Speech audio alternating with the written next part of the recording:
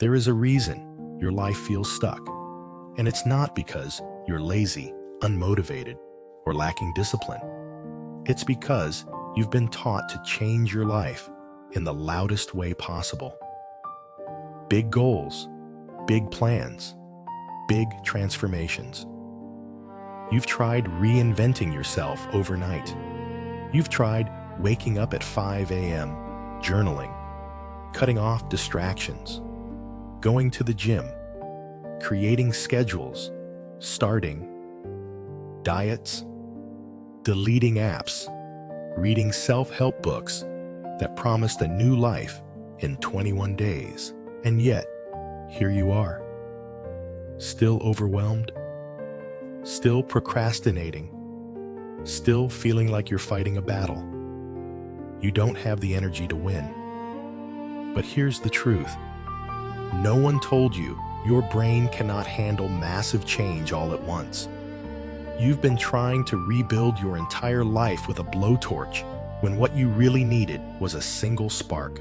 This is where Kaizen appears, the quiet Japanese philosophy that rebuilt factories after bombings, rebuilt towns after earthquakes, rebuilt Japan after economic collapse, and if you allow it, can rebuild you too. Kaizen is the art of tiny, almost invisible improvements that compound over time. Not pressure, not force, not intensity. Consistency. A steady, gentle 1% shift. It sounds small, too small. Especially if you're young and drowning in the chaos of your own expectations. But listen closely. Percent change every day does not add up. It multiplies. And for the modern young person, small is not weakness. Small is salvation. Before we begin our story, take a moment. If you want content that doesn't lie to you, that doesn't scream motivation in your face, that doesn't promise instant success, but gives you real cinematic philosophy, you can actually use subscribe to this channel. Like the video. And comment one tiny habit you want to improve by 1% starting tomorrow. It doesn't have to be dramatic. It just has to be real. Writing it down marks the moment the journey begins. Now we begin. Our story follows Aiko, a 27-year-old woman living in Osaka. From the outside, she looked like she had everything under control. A decent job, a boyfriend who was nice enough, a tiny apartment filled with warm lights and scented candles to hide the loneliness. But inside, Aiko was unraveling. It had been happening slowly, quietly, almost unnoticeably. A kind of internal erosion. She wasn't collapsing dramatically. She was fading microscopically. At work, she performed tasks on autopilot, barely present during meetings, nodding whenever someone expected a reaction. At home, she scrolled until midnight, not because she enjoyed it, but because facing silence felt like confronting a monster she didn't know how to fight. Her room piled with clothes she never put away. Her dreams gathered dust in the corners. Her motivation gone, completely drained. She wasn't burned out from working too hard. She was burned out from living without direction. One night, after a particularly draining day, Aiko found herself on a bench outside a small Shinto shrine. The lanterns flickered softly. The evening air carried the scent of cedar and faint incense. She didn't remember walking there. Her feet took her on instinct, as if her spirit knew she needed a place the rest of her mind didn't yet understand. She sat hunched forward, elbows on her knees, staring at the ground. A thought kept circling in her mind like a trapped bird. Why can't I fix myself? Her chest tightened. She felt like crying but couldn't. She felt like screaming but didn't have the energy. An elderly man, sweeping fallen leaves, noticed her. Without asking, he sat on the opposite end of the bench. For a while, neither spoke. The man continued, sweeping slowly, methodically, as if each stroke was a prayer. Finally, he said, "You look like someone carrying too many tomorrows and not enough todays." Aiko glanced at him, half startled. "I'm just tired," she murmured. The man nodded once knowingly. "Most people your age are not tired from doing too much," he said. "They are tired from trying to change too much at once." Aiko frowned. "I don't understand." "Of course you do," he said gently. "Because you've tried, many times. New routines, new habits, new promises to yourself. And each time, you begin with force and end with guilt." Aiko felt something break inside her, a soft, painful truth. She looked down at her hands. "I don't know how to fix my life," she whispered. "It all feels so big." The man smiled. "Then stop trying to fix your life. Fix one thing you can touch today." That sentence hung in the air like a lantern flame, small but bright. The man introduced himself as Master Hayato, the shrine's caretaker, and a former consultant who had taught Kaizen to businesses for decades. But what he loved most was teaching Kaizen to individuals who had lost themselves because, as he said, a company can be rebuilt with systems, but a person must be rebuilt with compassion. He gestured toward the ground where a few leaves still lay scattered. "Come," he said. "Help me finish sweeping." Aiko stared at him confused. "How will sweeping help me fix my life?" "It won't," he said calmly, "but it will help you fix this moment. And this moment is the only place transformation begins." Reluctantly, she stood and picked up the spare broom he offered. They swept in silence. The action was simple, mechanical, almost insultingly small. And yet, for the first time in weeks, her mind stopped spiraling. Her breath slowed. The knot in her chest loosened by a fraction so small it barely mattered, but small was enough. When they finished, Hayato said, "Tell me one thing in your life that feels overwhelming." Aiko didn't hesitate. "My room," she said. "It's always a mess. I clean it, then it gets messy again. I look at it, and I feel like my whole life is reflected in that chaos." Hayato nodded. "Then tomorrow, your only task is to fold one piece of clothing. Not the whole room, not the whole pile. One." Aiko stared at him. "That's ridiculous." "Yes," Hayato said with a smile. "Ridiculously small. That's why it works." She shook her head. "But that won't change anything." "That's what your fear says," he replied. "Your fear believes only big actions matter. Your brain knows otherwise. The brain builds identity from repetition, not intensity." He handed her a tiny strip of paper. Written on it, 1% is enough. "Come back tomorrow," Hayato said. "Bring your exhaustion with you. We'll begin there." Aiko went home skeptically. But that night, after staring at the pile of clothes on her chair, the pile she had been avoiding for days, she sighed, picked up one shirt, folded it, and placed it in a drawer. She didn't feel accomplished. She didn't feel transformed. But she felt something unexpected relief. Because for once, she didn't fail the promise she made to herself. The next night, she folded one more piece. And the next, within a week, the chair was empty. And she hadn't even meant to clean her room. She returned to the shrine each night to sweep leaves with Hayato. And each night, he taught her a new lesson: the psychology of small wins, the science behind tiny habits, the way self-respect grows from consistency, not force. Aiko felt like she was rediscovering pieces of herself she had abandoned. Not quickly, not dramatically, but gently. Kaizen was working. Kato began meeting Master Oshiro every evening after work, walking into the tiny side street where the small wooden workshop sat between a ramen shop and an old apartment block. It was the kind of place you'd pass 1,000 times without noticing, But after that first night, something about it seemed to glow softly in Kaito's mind, like a lantern in a long hallway. The workshop smelled of sawdust, warm tea, and the faint sweetness of cedar. Oshiro always sat at the same low table, carving small figurines with slow, steady hands. There was no rush in him, no tension, no sense of racing against time, just presence. And that presence alone calmed something restless inside Kaito. "Sit," Oshiro would say each day as Kaito entered, "and tell me the smallest thing you improved today." At first, Kaito didn't know how to answer. He wasn't used to noticing his actions so closely. His whole life had been dominated by dramatic attempts at self-improvement, new planners, new schedules, new challenges, new promises. Nothing ever stuck.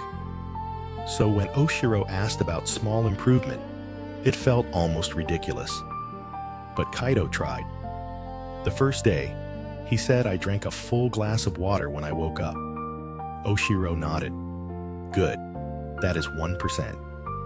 The next day, I answered one email immediately instead of letting it pile.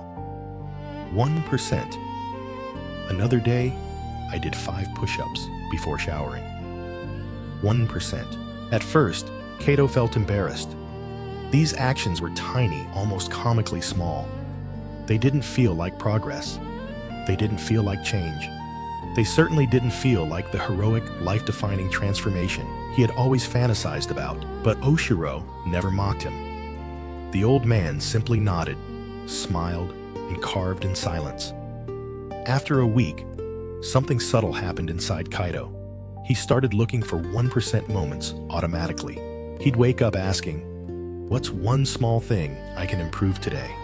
His brain, once dulled by stress and procrastination, suddenly became alert to opportunities, wiping the kitchen counter immediately. Instead of letting dishes pile up, stretching for 1 minute before bed, reading a single page of a book, instead of scrolling endlessly, taking the stairs instead of the elevator. At first, these actions felt insignificant. But then Kaito noticed something strange. He no longer felt powerless. His life, which had been collapsing around him, began feeling controllable again, not through discipline, but through direction. One day, as they drank tea, Oshiro said something that stuck with him.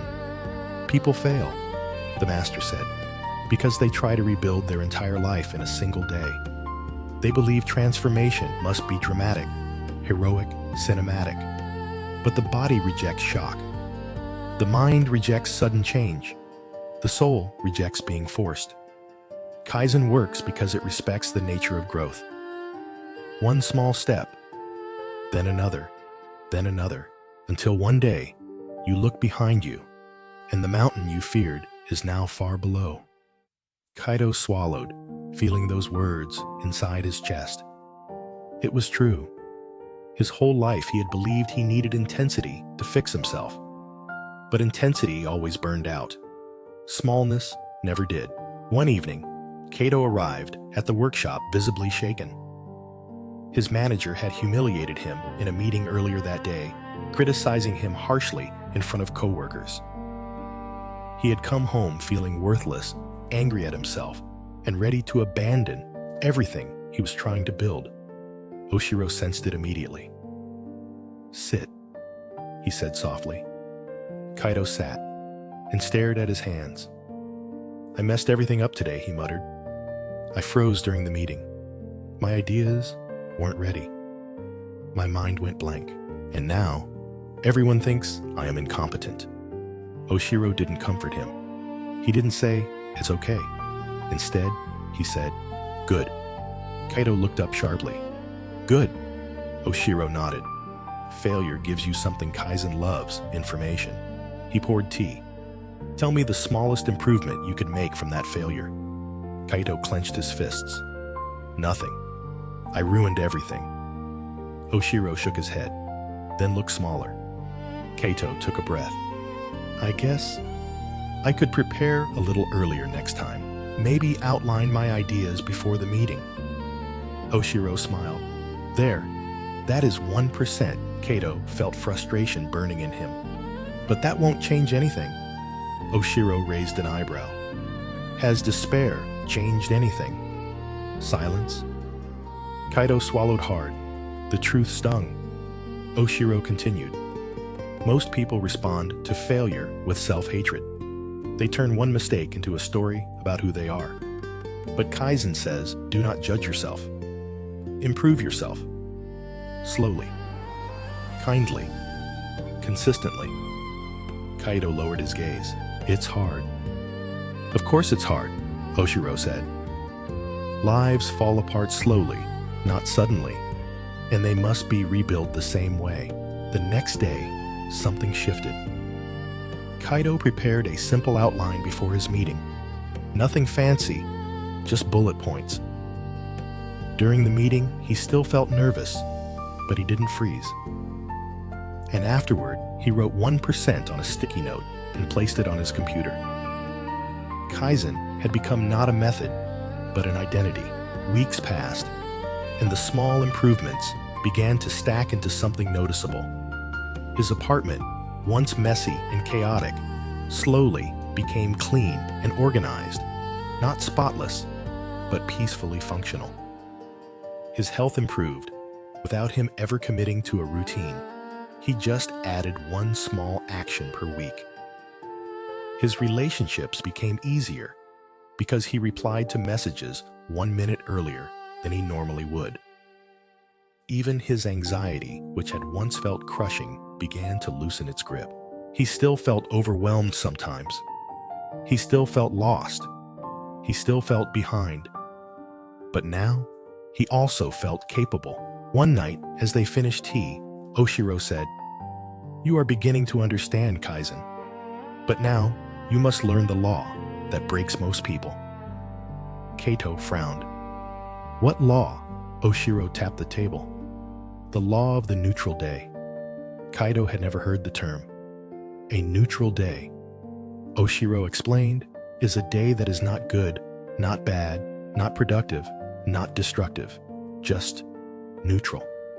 Most people throw away these days. They say, "I did nothing today, so I failed today." But neutral days are the heart of Kaizen. They keep you stable.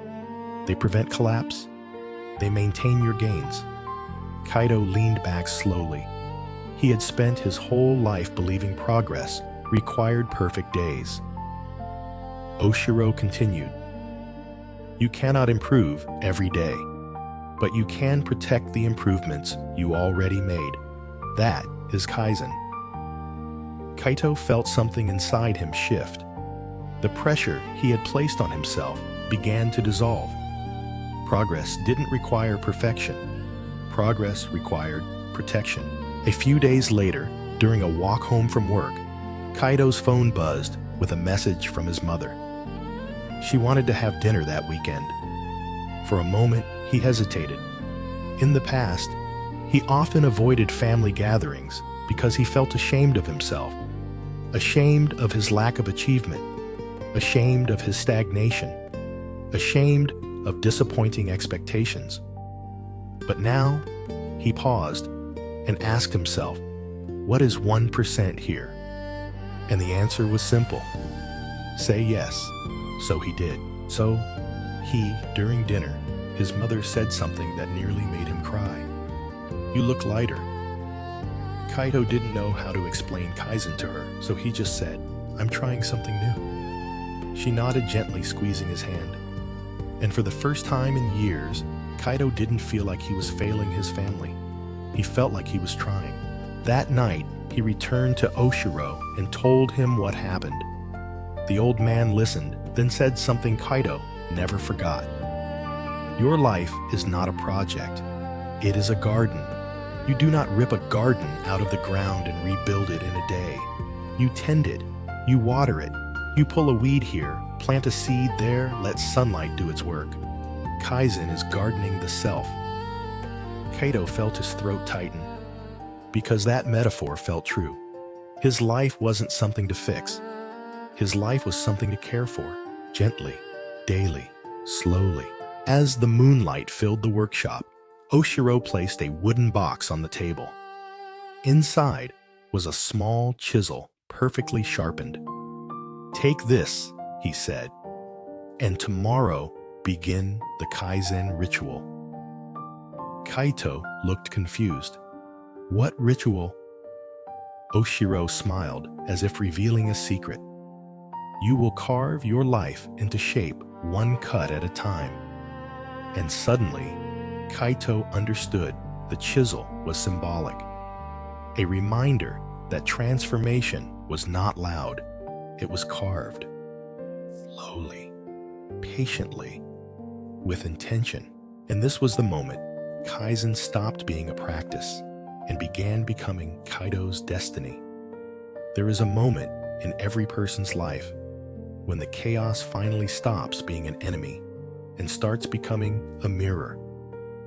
For Aki, that moment arrived quietly, without fireworks, without epiphanies, without any cinematic revelation. It arrived on an ordinary Tuesday morning. She was sitting on the rooftop of her apartment building, sipping a cup of tea, watching sunlight crawl across the city like a slow-moving tide. For the first time in months, she didn't feel rushed. She didn't feel behind. She didn't feel like her life was slipping through the cracks of her fingers. She simply felt present. It wasn't a miracle. It wasn't magic. It was the cumulative weight of 90 days of Kaizen, 90 days of soul deliberate changes stacked quietly on each other until they formed a version of her she could finally recognize again.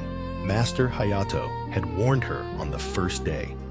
"You will not notice the change while you're changing. You will only notice it when the old version of you stops fitting." Aki had rolled her eyes at the time. But now, sitting beneath the warmth of early sunlight, she understood exactly what he meant. Her old patterns no longer felt natural. The late-night doom-scrolling, the chaotic mornings, the constant self-blame, the mental fog, they felt like clothes she had outgrown. She didn't have to fight them anymore. They simply didn't belong to her life. She thought about how it all began.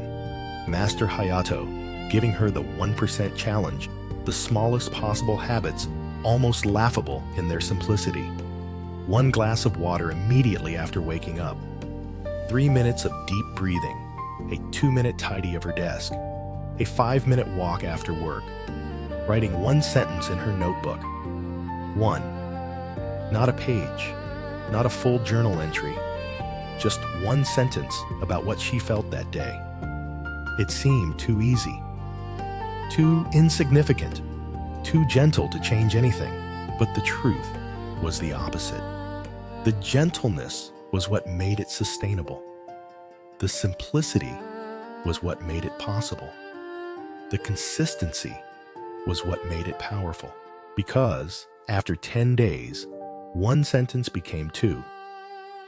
After 20 days, the 3-minute breathing became a 10-minute meditation without her even planning it. After 30 days, the 5-minute walk turned into a 20-minute stroll she actually looked forward to. After 40 days, the desk that once looked like a battlefield became a calm place she enjoyed sitting at. None of this came from motivation. None of it came from discipline bursts. It was simply the mathematics of micro shifts, the compounding interest of effort. That was Kaizen, not a revolution, but the quiet architecture of becoming. But the biggest change wasn't in her habits. It was in the story she told herself. For so long, Aki believed she was someone who could never stick to things. Someone who always started strong and faded quietly. Someone destined to be mediocre. But now, as she watched the sunlight stretch across the city buildings, she realized something quietly profound. She didn't need to become a different person.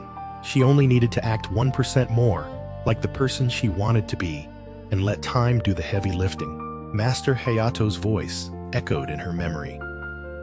A mountain is climbed 1 breath at a time. A life is rebuilt 1 action at a time. A soul is repaired 1 honest moment at a time. For the first time, She believed him. That afternoon, Aki walked to the old dojo with steady steps. The wooden gate creaked open, and she found Master Hayato sweeping fallen leaves, just as he had on her first day. He looked up, eyes warm. "You made it to day 90, he said. "Most people quit before day 3. Aki bowed respectfully. "I'm not proud because I finished," she said. "I'm proud because I didn't give up on the days I felt like quitting." Hayato nodded. That is the heart of Kaizen.